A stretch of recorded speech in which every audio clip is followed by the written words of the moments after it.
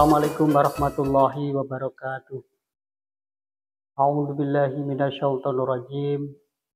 Bismillahi tawakkaltu 'alallah la haula wala quwata illa billahil aliyyil azim. Asyhadu an la ilaha illallah wahdahu la syarikalah wa asyhadu anna Muhammadan abduhu wa rasuluhu. Allahumma sholli ala sayyidina Muhammadin wa sallim tasliman katsira, amma ba'du. Hadirin para pemirsa yang dirahmati Allah Subhanahu wa taala. Marilah kita memanjatkan rasa syukur kita kehadirat Allah Subhanahu wa taala yang mana pada saat ini kita telah masuk lagi di bulan Ramadan, bulan yang penuh rahmat, maghfirah dan berkah. Kedua kalinya assalatu wassalamu ala Rasulillahi sallallahu alaihi wasallam alladzi qad arsadana minadh dhulumati ilan nur wa huwa ila siratil mustaqim fi dinil Islam.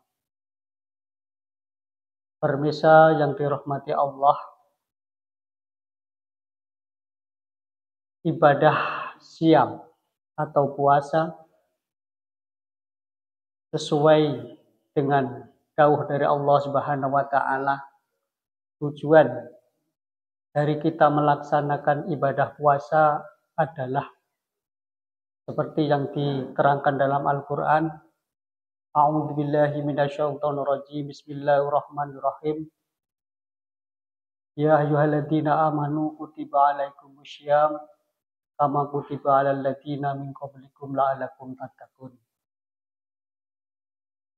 Wahai orang yang beriman, diperintahkan kepadamu atas kamu berpuasa seperti yang telah diwajibkan orang-orang sebelum kamu, supaya kamu jadi orang yang bertakwa. Jadi tujuan utama menjalankan ibadah puasa adalah untuk supaya kita menjadi orang yang bertakwa. Puasa atau saum dalam makna lughah yang berarti adalah menahan, atau istilah Jawanya ngempet. Lalu apa yang kita tahan dalam kita menjalankan ibadah puasa? Menurut ilmu syariah agama kita, yang dinamakan puasa adalah menahan hal-hal yang membatalkan puasa dari terbitnya fajar sampai terbenamnya matahari, yaitu seperti halnya sesuatu yang membatalkan puasa seperti makan, minum, dan sebagainya, itu secara syariat. Tapi yang tidak kalah pentingnya dalam kita menjalankan puasa adalah menahan supaya tujuan kita berpuasa benar-benar menjadi orang-orang yang bertakwa, yaitu menahan hawa nafsu. Lalu nafsu yang mana yang harus kita tahan? Kita ketahui bahwa manusia atau kita semua terlahir di dunia ini oleh Allah diberi nafsu 4, yaitu nafsu nafsiyah, amarah, lawamah, dan ingkang yang terakhir yaitu nafsul mutmainah. Di antara 4 nafsu tadi, 2 nafsu mendorong kita untuk lalai kepada Allah, dan yang 2 cenderung untuk ingat kepada Allah. Maka dari itu dalam kita menjalankan ibadah puasa, yang perlu kita tahan adalah nafsu yang membuat kita lalai kepada Allah. yaitu satu adalah nafsu nafsiyah dan nafsu amarah. Nafsu nafsiyah adalah nafsu yang cenderung kita lalai kepada Allah. Karena kita selalu merasa memiliki, merasa diri kita yang melakukan. Sehingga jika diusik atau diganggu akan timbulnya rasa amarah.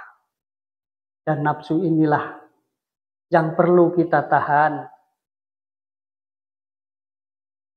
selama kita menjalankan ibadah puasa. Dan yang perlu kita pupuk adalah nafsu yang ketiga dan keempat, yaitu nafsul lawamah dan nafsul mutmainah. Apakah yang dimaksud nafsu ini? Nafsu lawamah adalah nafsu yang dalam diri kita menyesali apa yang kita berbuat atau kesalahan-kesalahan yang kita berbuat itu disesali. Itulah bentuk dari nafsu lawamah. Jika kita membina nafsu lawamah ini,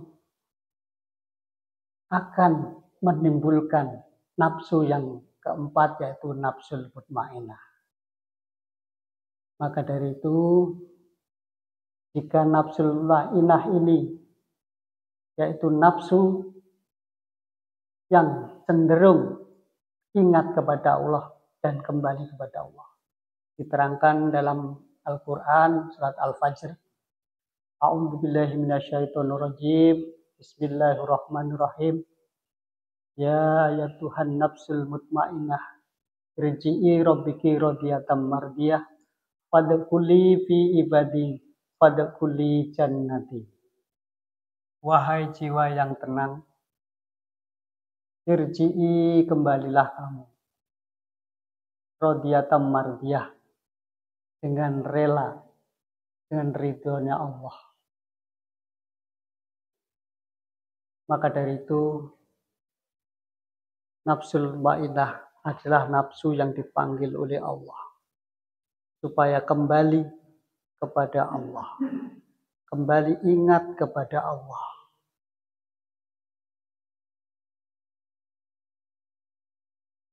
Dan fadkhuli fi ibadi,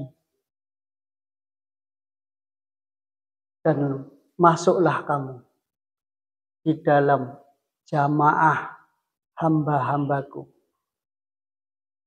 Fadkhuli jannati, dan masuklah kamu di dalam surgaku. Inilah yang akhirnya tujuan kita menjalankan puasa, yaitu kembali kepada Allah dan menimbulkan rasa takwa yang benar-benar takwa. Seperti yang kita nasihatkan setiap hari Jumat, yaitu ittaqullah haqqa tuqatih wa la tamutuna illa wa antum muslimun. Dan seperti halnya yang kita ucapkan setiap hari, yaitu la haula wa la quwata illa billah. Tiada daya upaya kecuali dari Allah Subhanahu wa Ta'ala. Tidak ada daya kekuatan apapun kecuali dari Allah Subhanahu wa Ta'ala. La ghaliba illa billah. Tidak ada satu keberhasilan, satu kemenangan apapun kecuali dari Allah Subhanahu wa Ta'ala. Dan ini benar-benar ketakwaan kita, perasaan takwa kita benar-benar sebagai tujuan kita melaksanakan ibadah puasa. Saya kira demikian. Apabila ada kata-kata yang kurang berkenan di hati hadirin, saya mohon maaf yang sebesar-besarnya. Akhirul kalam bila taufiq wal hidayah. waridho walinayah. Wassalamualaikum warahmatullahi wabarakatuh.